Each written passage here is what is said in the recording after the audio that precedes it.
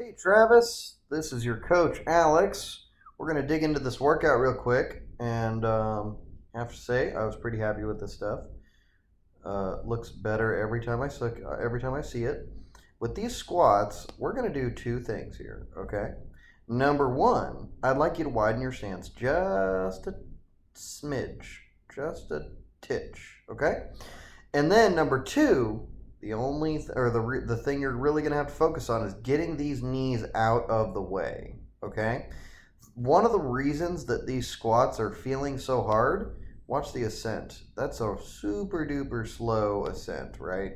One of the reasons for that, and it's the same reason that they're feeling hard, is because if you don't have enough room to descend in the squat, you won't quite reach depth. If you don't reach depth, you're not going to get this nice stretch in the hamstrings and the adductors and all that kind of business.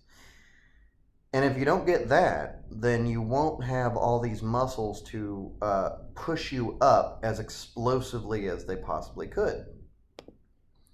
So, all that stuff said, if you get your knees out, you'll hit depth. And if you hit depth, you'll be able to shove your butt up a lot better out of the bottom, whilst all this is getting a little better as well. Okay. The only other thing I would say is try to make sure that your back in these is a solid steel rod. Okay. You do not want any kind of bending in that back. You want it to be a nice, solid lever to transfer the force created by your engine, i.e. your buttocks. Next thing's next, the bench press. We're going to watch this really quickly, and then I love this unrack, by the way. That was really good. Really appreciate it.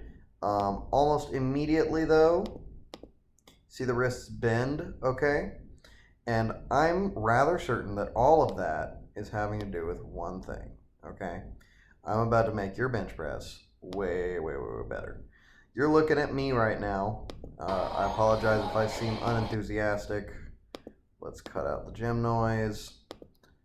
And what I'd like you to do is watch this setup, okay? See what's going on here. I am pinning my shoulder blades in and then using the bench to push them down, right? I've got my hands on the uprights to push them in, and then I'm using my feet to push my chest up, my torso up, and that's pushing my shoulder blades down. Now, you can do this any way you like, but this has to be the case before you even grip the bar for the bench press if you're going to have a correct bench press. It is absolutely impossible to have a correct bench press without proper scapular position, and that's what this is. The shoulder blades have to be down toward your butt and in toward each other as hard as possible for the whole movement if the movement's going to go down well, right? So you're going to see I even push myself a little more each time and I keep getting that tension, okay? See where my shoulders are compared to my ears. They're way far away, shoulder blades are way down, and if you could see from the side, you'd see that the shoulders are really close together, okay? That's going to make it so that every single one of these bench presses looks real nice. And then look what I did there, okay? One rep's over, take a big deep breath, and I pull my chest up again, and I pull my shoulder blades in and down again, every single time. That is what I'd like you to do, okay, Travis? Focus on setting up with the shoulder blades in and down toward each other and toward your butt, and then focus on every single rep. You push it up, right? You lock your elbows out. All you got to do is lock your elbows out. And then you take a big deep breath, pull your shoulder blades back toward each other and back toward your butt. Then pull your chest up and go. Okay? If you can do that, I promise you we will get big, big benches for days. With the deadlift, I agree wholeheartedly. These are getting better. I also agree that we could use a little bit more extension here. I think that the key here is to widen your grip. Very simple solution. I like them simple.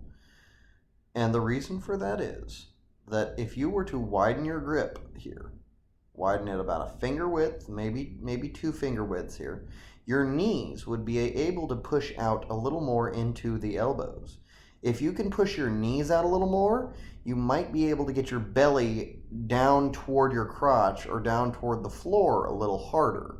It's very common, especially for guys like you and me, for us not to be super duper flexible, and that means that we need a little room. You know, we've got a lot going on here, and sometimes we just need a little extra room. So bring that grip out 2 finger widths, shove the knees gently out into the elbows, and then shove your belly down and tell me that it does not feel, well, it's still going to feel like you're electively putting yourself in a pressure cooker, but it will hopefully work a little better to get that back extended. Travis, you did a great job with this workout. Thank you so much for your hard work, and you will hear from me soon.